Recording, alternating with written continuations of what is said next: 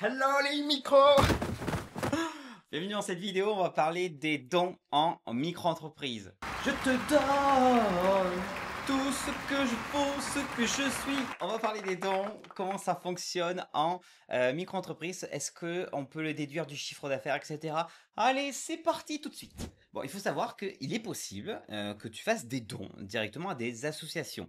Donc là, tu peux le faire de ton compte bancaire professionnel, dédié à ta micro. Moi, je te le recommande pas trop. C'est plutôt à le faire depuis ton compte bancaire personnel. Pourquoi? Parce qu'en micro-entreprise, tu es ce qu'on appelle une entreprise individuelle. Et donc, du coup, les sous qui te reviennent, donc ce qui est sur ton compte bancaire, ils sont mélangés avec ton patrimoine personnel. Donc, en fait, que tu les fasses de ton compte bancaire de micro-entrepreneur ou de ton compte bancaire personnel, ça revient au même. Mais pour éviter de mélanger le produit perso, mais moi je recommanderais quand même de faire le don via ton compte bancaire personnel.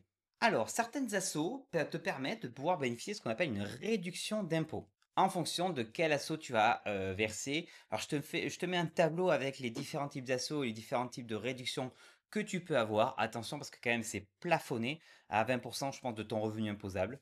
Mais du coup, la réduction que tu vas avoir d'impôt, ça va être lié au foyer global. C'est pas directement de ton chiffre d'affaires. Tu ne peux pas déduire les dons que tu fais avec ta micro-entreprise de ton chiffre d'affaires.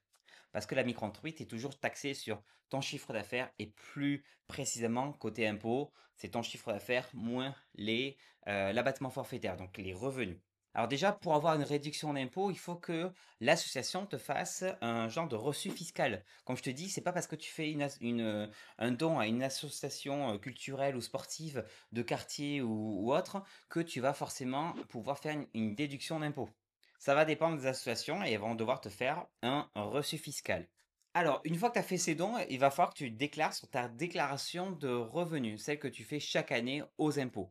Donc, tu vas déclarer les dons que tu as fait l'année dernière. C'est sur les cases 7UF à 7UK de ta déclaration de revenus. Normalement, en principe, les associations sont censées l'indiquer directement. C'est censé être pré-rempli, mais si c'est pas pré-rempli, ben, indique-le et utilise les reçus fiscaux que les associations t'auront donnés. J'en profite parce que peut-être tu vas poser la question, mais comment ça se passe si un client te fait un don à toi? Parce que oui, je parlais des dons en tant que micro-entrepreneur quand tu fais une asso, mais comment ça se passe si par exemple tu as un client ou une cliente qui te fait un don? C'est-à-dire qu'ils vont te donner des sous en disant mais c'est pour toi. Eh bien, tu dois le considérer comme du chiffre d'affaires et tu dois le déclarer à l'URSSAF.